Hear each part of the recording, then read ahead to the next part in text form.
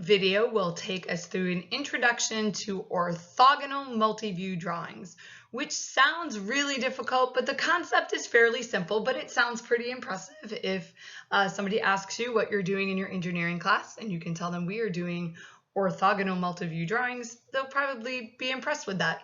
This is adapted from activity 1.2.3 in the PLTW curriculum. So if you'd like to look up any of the definitions or any of the illustrations to get further examples of what these concepts are, that's where you can go. So log into your PLTW account and look at activity 1.2.3.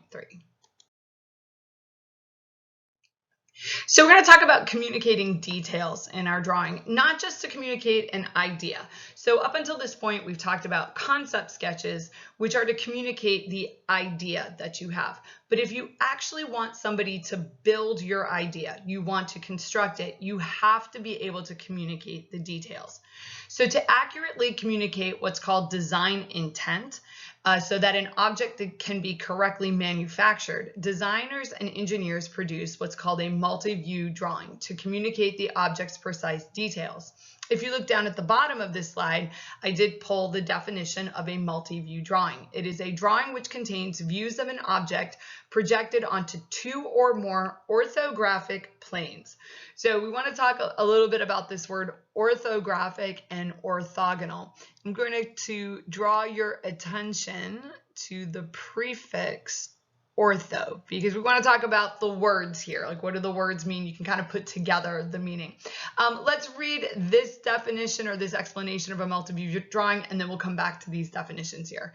So a multi-view drawing includes a series of two-dimensional line drawings that each represent a view of the object through a line of sight that is orthogonal or perpendicular to a face of the object as shown in figure 1, and the next slide will show you like figure 1 and figure 2.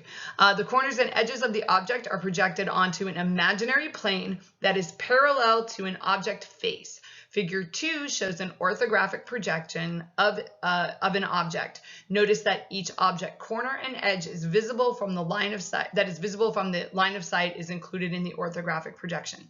So if you think of this prefix ortho, if you take a moment and think of some other words you know that might have the prefix ortho in it, it can give you an idea of what that prefix means. This is not like one of the common prefixes, but usually when I point this out, one of the common examples that students come up with is orthodontist. So a lot of you have seen an orthodontist. I've gone to an orthodontist. An orthodontist is there to make your teeth straight. So if your teeth are coming in at all wonky angles, you want them to all be perpendicular to the bone, perpendicular to your gums, parallel to each other. Like that's the goal there with the orthodontist. Sometimes people think of an orthopedist, okay? And that idea of setting your bones and your muscles back to like a right position. Down here at the lower right, we have the word orthogonal, means intersecting or lying at right angles or perpendicular. Most of you are probably familiar with the word perpendicular, but the word orthogonal is maybe new. They're kind of used interchangeably. So when we're talking about orthogonal multi-view drawings, we're talking about something that's perpendicular. So we're going to be looking at things that are perpendicular to the line of sight or to the side or face of an object. Now, they also talk in here about an imaginary plane. So for those of you that have already studied geometry, you know what planes are. For those of you that will study geometry, this is going to help you when your geometry teacher starts talking about points and lines and planes. But a plane is a two-dimensional surface, and you could think of like an example might be the wall. So you look around at the wall, you've got the plane of the wall, you've got the plane of the ceiling, maybe the plane of the floor. And some of these planes are perpendicular to each other. So if you have the plane of the floor and the plane of the wall, they would make this right angle to each other. That's what we're talking about. So let's go ahead and the next slide we'll look at figure 1 and figure 2. So this is an object. This is a pretty simple object. We don't want to start with the most complicated things we can find. And if you were looking at the front of this object, they're drawing this plane out here. and that plane is parallel to this face. And it's almost as though you took the object. I'm going to grab a little object that I have sitting here, okay? And we've got like, this is like a little bottle, and there's the plane of the cap here, okay? And this is my to-do list for the weekend. So if you took the plane of the cap and you just kind of moved it away, so you could draw on that plane, or what would it look like just from this angle. So if you looked at the bottle overall, you see it's three-dimensional, but if you're only looking at it from, like, line it up with the camera there, it's kind of hard to do. It would just look like a circle with maybe like another circle behind it, outlining that the body of the bottle is wider than the cap there.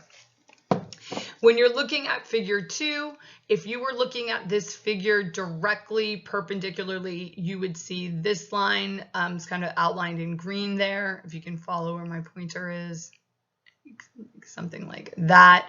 And what you wouldn't see is the three-dimensional aspect. So you wouldn't be able to see the top here, you wouldn't be able to see this face or this face here, and you certainly wouldn't be able to see the back or the bottom of the left-hand side or anything. In fact, it would look like a two-dimensional drawing. So here's a more complicated example of a dining chair. This right up here is the isometric, and we have talked about what isometric drawings are, and we like to view them from the front, the top, and the right. Okay, that's what we do in this class. You can look at an isometric from a different perspective, but we're going to keep it like the front, the top, and the right. And these are your perpendicular lines of sight. So if you're looking at from the top down, what would you see? If you were looking at it directly from the front, what would you see? And directly from the right. When we set up our orthographic multiviews, there is a pattern to how you set them up. You just don't put the drawings wherever you want. We put the front down here in the lower right. So this is what the dining chair looks like from the front. Notice that it's lost any three-dimensional feeling to it. This looks like maybe the wooden part, and here's the cushion, but you don't have any sense of how far back this is from the front of the chair. From the right, again, now you've lost any sense of the width, and then from the top, it actually doesn't look like much of anything. You've got this, you can't tell how tall it is or anything like that. Any one of these projections by themselves usually doesn't give us a good picture of what the object is. You need the three views together, and then if you can, with the isometric as well. The alignment of the views. So note the arrangement of the orthographic projections. If you visualize looking at the front of a three-dimensional object, the right side view represents the object as it would appear if viewed from the side to your right, top view from above. Orthographic projections are usually oriented and aligned so that the front view is the base view. And so I'm going to box that in. When we do our orthographic or multi-view drawings on Fusion 360, the first thing that we're going to do is this thing called place base view. And so you want to know that's your front view. So you're going to look at what you've done in Fusion, and then you're going to click on it, and it's going to ask you to place that base view. So when we do that, we're placing the front. And the other orthographic projections are aligned vertically or horizontally with the front view. So this is how you would set it up. We have the front, the top, the right. This is where our isometric goes, up here in the upper right-hand corner. And Fusion will automatically do that for us. Fusion is automatically, without us telling it what to do, is going to set up our multi-views like that. Now, if you do want to sketch other views, okay, this is where they would go. The bottom would go underneath the front. So you have like top, front, bottom, almost like you're turning the object around. So you've got like the top, the front, and then the bottom, so you're like rotating it in your hand like so.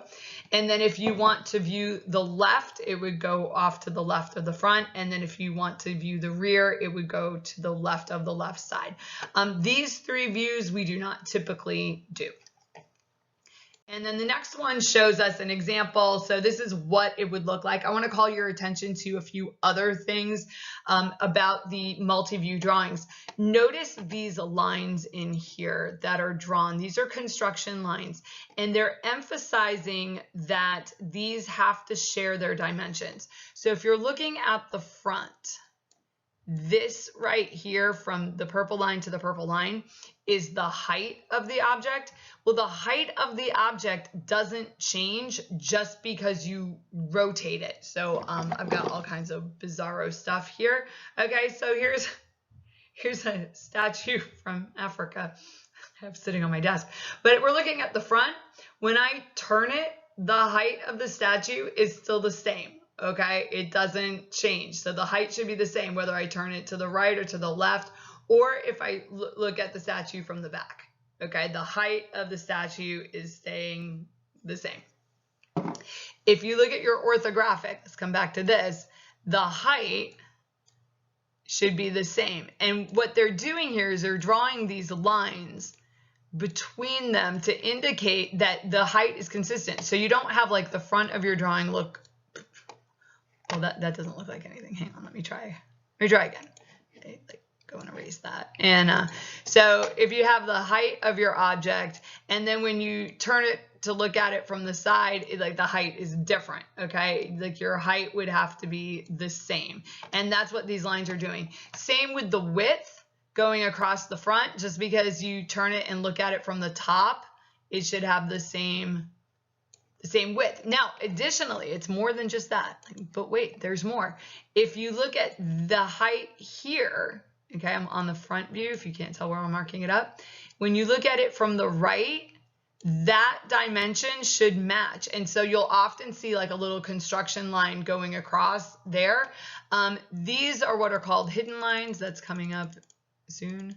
Okay, and what you're seeing, like from the top view, there's some kind of like notching going on in the top, and you're seeing those hidden lines at the bottom. So you'll notice like this width and this are all the same. So when you're lining up your multi-view, you really probably want to be using what's called orthographic graph paper, or like you guys would consider that ordinary graph paper, as opposed to our isometric graph paper. So this is an example problem. We might do this together in class at the time of this recording. I don't know exactly how it's going to be, how the lesson's going to pan out.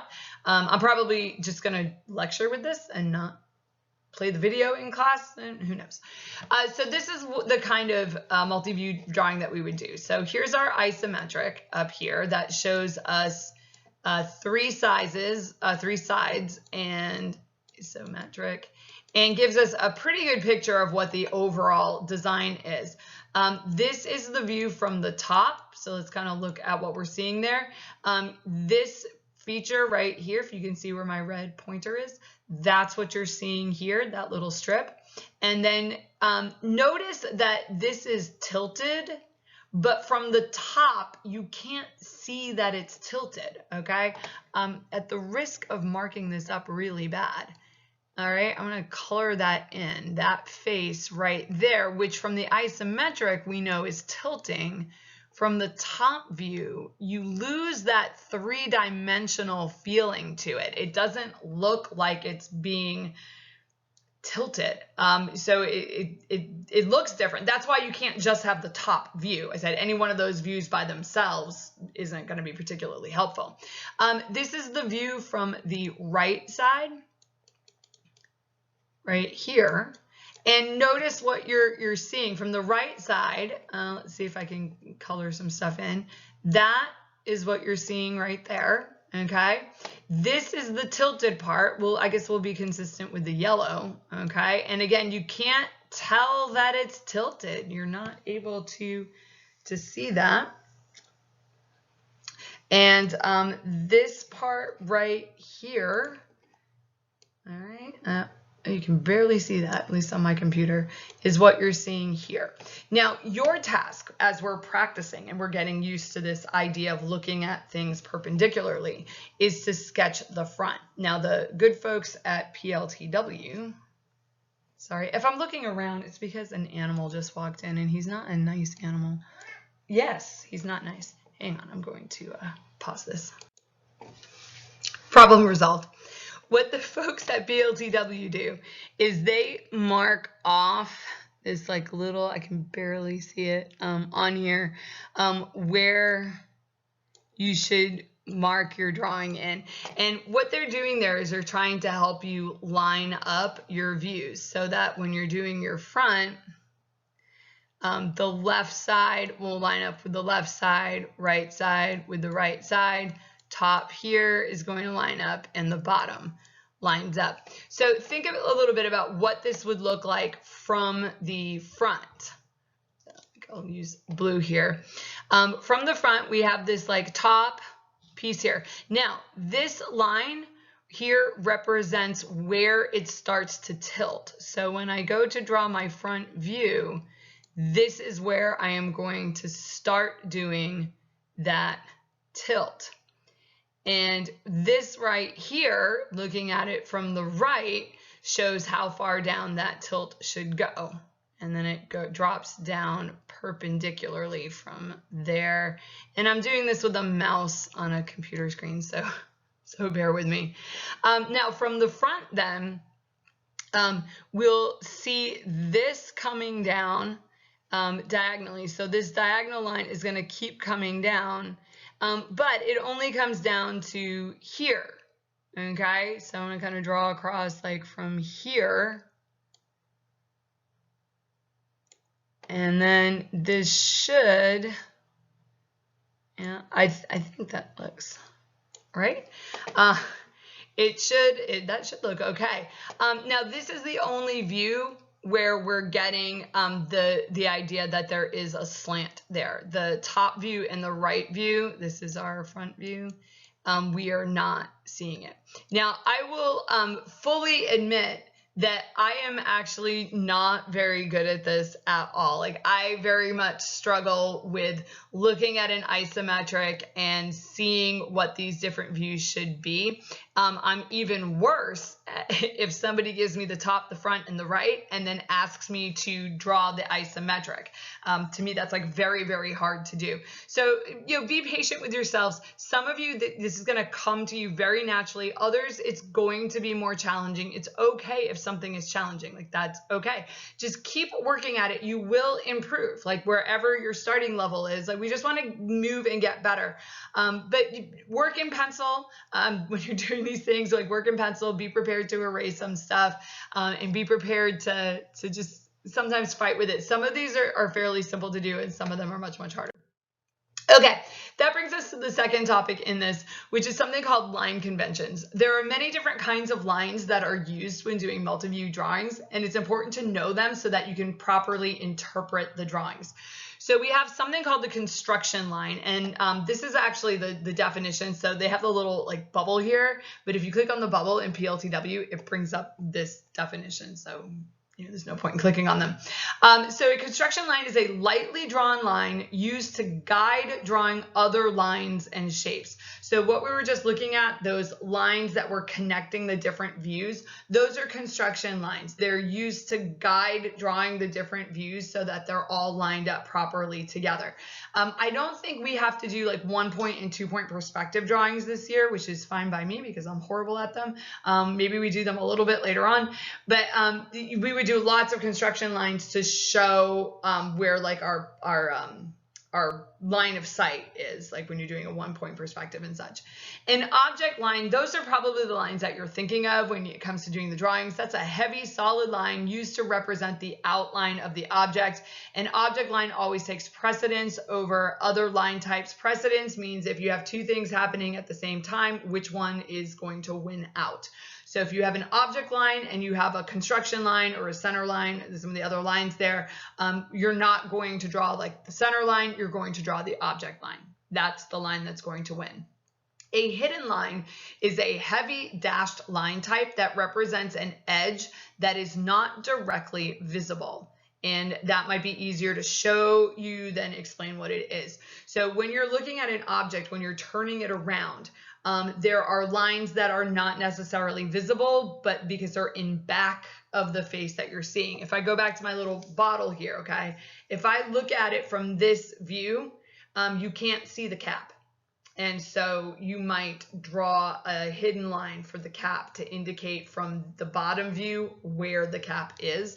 And so you would use a dashed line there. A center line is a line that defines the center of arcs, circles, or symmetrical parts, and a center line is half as thick as an object line. Realistically speaking, we're not measuring the thickness of our lines. Just make your object lines like thick and heavy, and then when you're doing a center line or a hidden line, like it's not as thick or heavy. So let's look at an example. We want to talk about center lines and center marks. When indicating the center point of a circle or an arc, two perpendicular center lines are combined to form a center mark. So what you're looking at here is like the center line going through the circle this way and the center line going through the circle this way, and they come together to give us what's called a center mark, indicating where the center of the circle or the arc is. So sometimes like you might have a figure that looks like this, and there's an arc here, okay? Sometimes we'll call that a fillet, and you might see like a little center mark like that, indicating where the center of that circle would be if you made it a circle. So if I were to like picture like here's the circle that arc comes from, it's showing you where the center of that circle would be.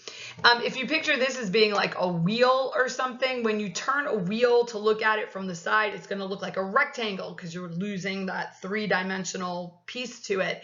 And you might do a center line through that rectangle to indicate where the center of the wheel is. So it's letting you know that there's a feature of that you're not seeing from that particular view. Okay. This is a doozy of a figure, and I hope it's big enough so that you're able to actually see it. What PLTW did was they gave us a multi-view. So here's our isometric up here, okay? And they're showing us the top, the front, and the right because that is what we will traditionally show. And this figure shows all of these possible lines and what they look like, except for maybe the construction lines. Like the construction lines would be the lines that you would draw like here to make sure that your dimensions were all matching. Okay, those would be your construction lines. I think they figured we already did that on a previous one, so let's like get rid of all that. All right, so let's take a look at this. Let's take a look at the front first. I was looking at this earlier and said I think the front is the easiest one to explain. So from the front, you're actually seeing all of the key lines and features of the object.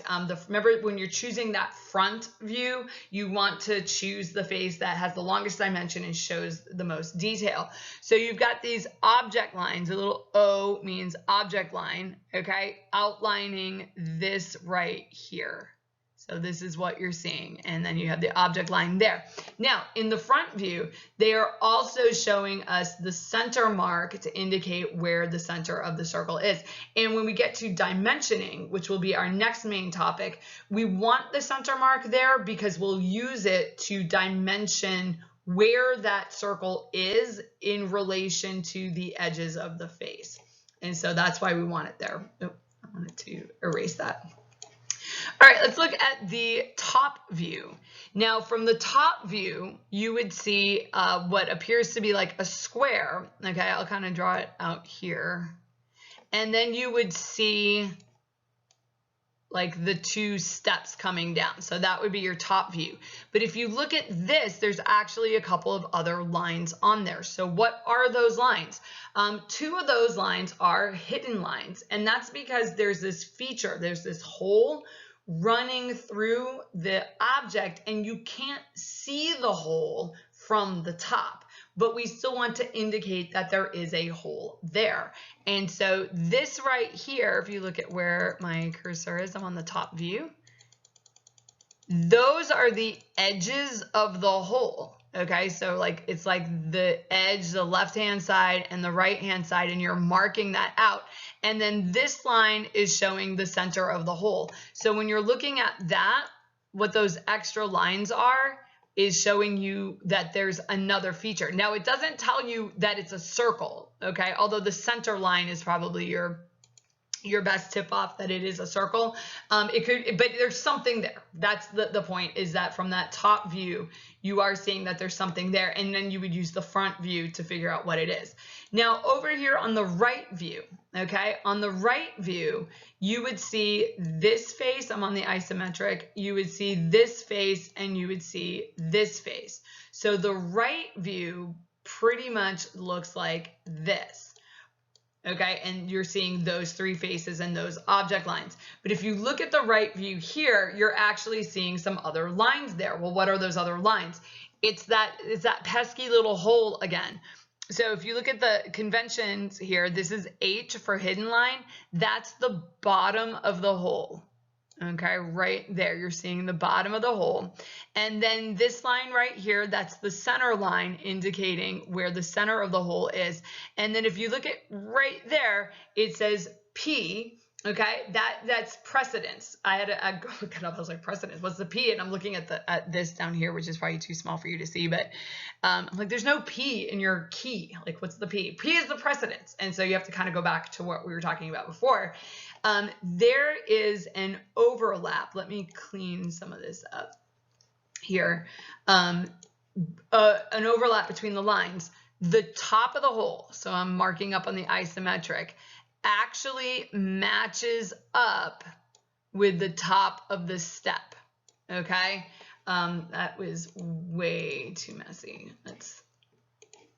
Okay, matches up with the top of the step. So you've got a hidden line where the top of the hole is, but then you have an object line right here indicating the top part of that step. And remember that the object line takes precedence over the hidden line. So that's our multi-view drawings, orthogonal multi-view drawings, and what are called our line conventions, so that we know what the different types of lines are and what they represent and how they're used. Next step is to get some practice, you guys doing multi-views, and then we'll take it back over to Fusion 360 and we'll learn how to do multi-views on Fusion 360.